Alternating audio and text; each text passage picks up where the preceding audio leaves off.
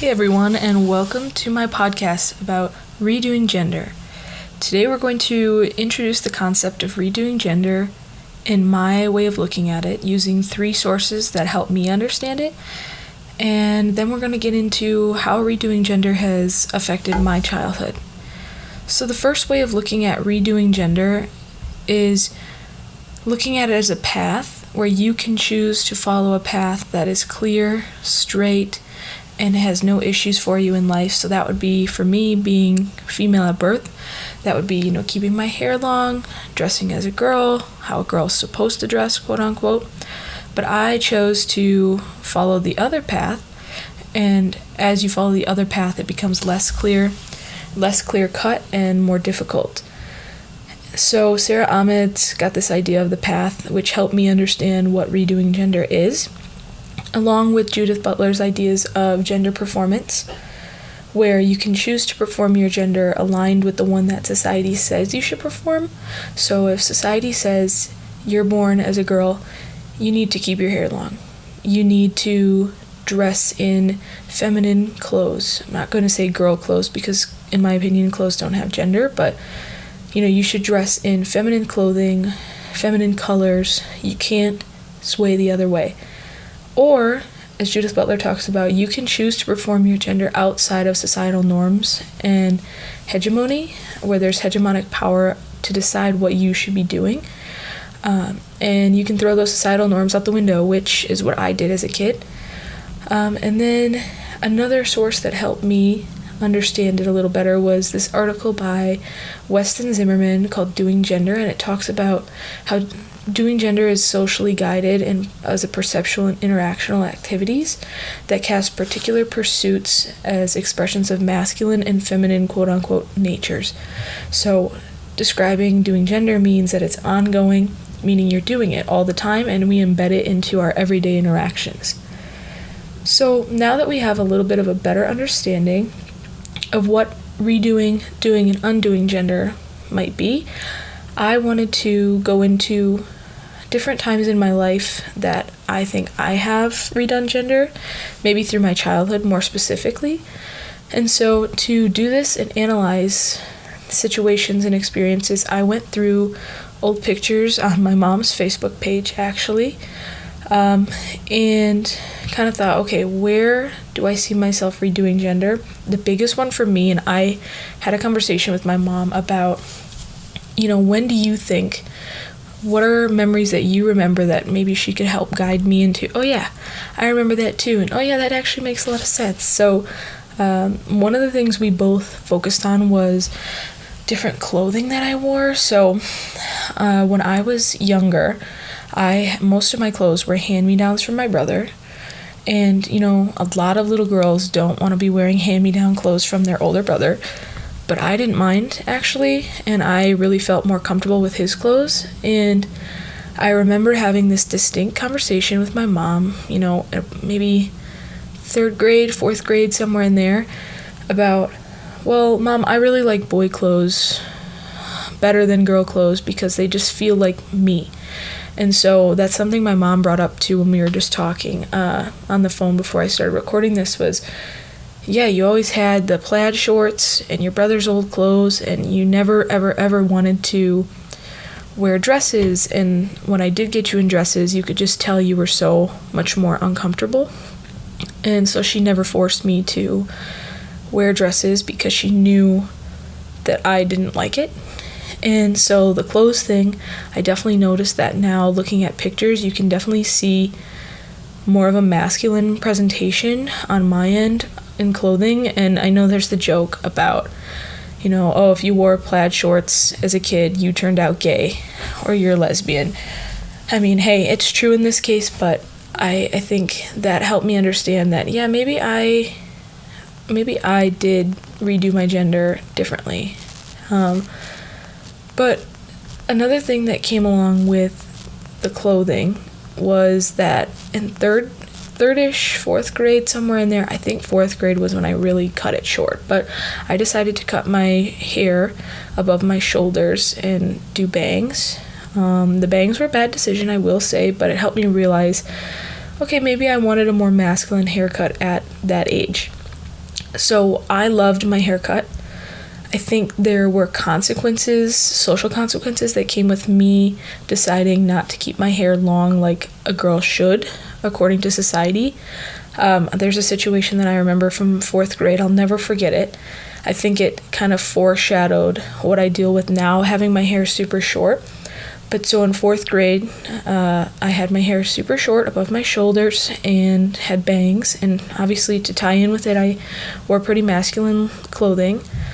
I remember this girl, as I was going into the girls' bathroom, 4th grade, she started yelling at me and saying, "Hey, you can't go in there. You can't go in there. You're a boy. You can't go in." And I just remember being so distraught that someone said something like that to me. And looking back on it, like I said, I think it's foreshadowing for, I have redone my gender so many times over the years, and, I deal with that still, so I think it was foreshadowing. And then, so that one was pretty intense for me at 4th grade, and I don't think I understood it. What 4th grader understands why kids are looking at you differently, right? And then I kind of thought about, okay, well, that was at school. We talked about gender in terms of like my clothing and how that helped me redo my gender. But I guess too, it's interesting to see, like, now that I have the terminology, I'm able to understand, oh yeah, that was when I was redoing gender. I was thinking about more pictures on Facebook and at home that my mom might have uploaded when I had the short haircut and was wearing more masculine clothing. I remember in 2010, because there's a picture of it, I went outside and wanted to pick my mom flowers because that's what the boys do for their moms. And I wanted to be a quote-unquote gentleman. Not that I wanted to be a boy, but I wanted to do what the boys did. And I watched my brother do that kind of thing for her and the way he treated her, and I wanted to do the same thing. So I don't think at the time I thought of it as this gendered thing and being different. I think I just was being a kid that had an older brother who was pretty masculine, and I just wanted to be like him and the other boys, and it was definitely more comfortable for me than trying to do more feminine activities with my mom. So definitely at home, activities like that were frequent, and I think there's contributions from my brother. Like I said, growing up with him, he was older, and he had a huge impact. And so when he's your only sibling, and he's the older brother who's masculine and played sports, I think I felt like I had to as well. Because, you look at him, and he's older, and you want to look up to him, so it's like, okay, yeah, I can do the same things that he's doing. And I don't think I thought of it again at that time as a gender thing and redoing my gender. I just wanted to be like my brother and the boys at school, I think. And so he played sports, so then I started playing sports. And like I said, I used to wear his clothes and look up to him because I just wanted to be like him. So I do remember conversations about boy things, I guess you could say. And with my mom, I just mentioned earlier that I was talking on the phone with her about it, and I remember this conversation and me crying and just telling her that I really hated who I was because all the other girls at school are different than I am, and I just get along better with the boys, and I don't act like a girl. So that's me redoing my gender in a different sense when I was really young without really realizing it. I think a takeaway is that when you're younger, you don't realize it, and now that I'm older and I'm in this class, I have the tools to look at it with a different lens. And so these conversations, I remember another one too where I told my mom, don't you ever just wonder what it would be like to be a boy for the day? Just for a day, to see, how they live and like get to be a boy, which for me, it's never about being a boy. I think it's being uncomfortable being labeled as girl and she. So I think looking back on it, you can reflect and realize, oh yeah, like these experiences shape you into who you are now.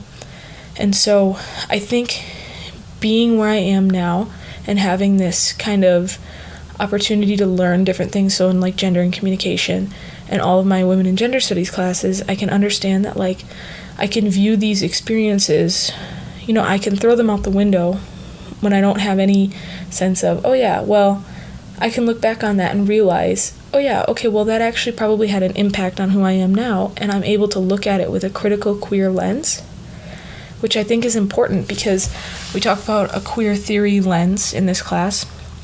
That's allowed me to understand why those things happened when I was younger, when at the time I was just being a kid, and when I started reflecting on those things in high school and maybe early college before I had the knowledge, I was kind of like, why did those things happen? And I had no way of explaining it. And I think I can understand that those experiences and events and conversations kind of shaped who I am now. And I think now I can realize that these were gender identity issues that I was having way before the ones that I'm having now. And now, at least now, I can actually explain them and understand why I'm having them. And to bring back up Sarah Ahmed's, her blog about paths, I think it's important to see that, like, I was presented these paths of life, right? And I walked down the one that would take longer to get where I wanted to be, with trees in the way and bushes and, having to cut your way through these paths. And, it had more struggles and less clarity. But now I'm towards the end of that path, trying to figure out who I am with gender identity, with my sexuality, with all of it. But the redoing gender means you're taking that path that isn't the easy one. Like I said at the beginning, if I took the easy path, I'd be walking in a straight line, keeping my hair long, wearing bright feminine colors, wearing feminine clothes, and doing feminine things. But you know what? That's just not who I am.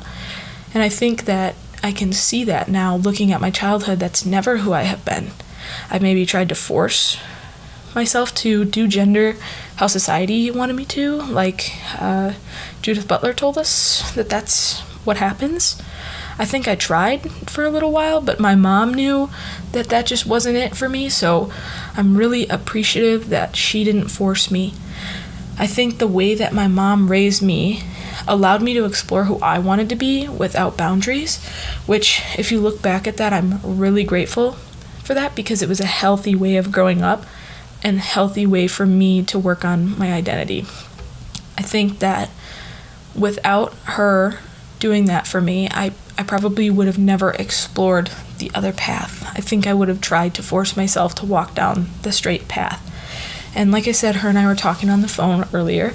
We were talking about how it was never a thing for her to even think about, well, do I let her do these kind of things with gender? Do I make her wear the dresses? And she was good about, you know what, Sarah's just going to be Sarah, and I'm going to just let her do whatever she wants to do, because I don't want to make you uncomfortable as a kid. And I think that's important to look at if you're going to become a parent. When someone or your child is going through some gender stuff, allow them to go against the grain, I think is important. And I think redoing gender is really important for me, and growing up, it was really important for me to allow myself to go against society, create my own path, and let myself do what I wanted to do instead of letting everyone else decide for me. So, yeah, I think the moral of the story is, childhood shapes your experiences and shapes you into who you are. It's whether or not you decide to go with society, against society's norms, or you just do your own thing. And I think that's super important. Yeah, this is my podcast about redoing gender and how that relates to my life, and reflecting on what makes me who I am today. Thanks for listening.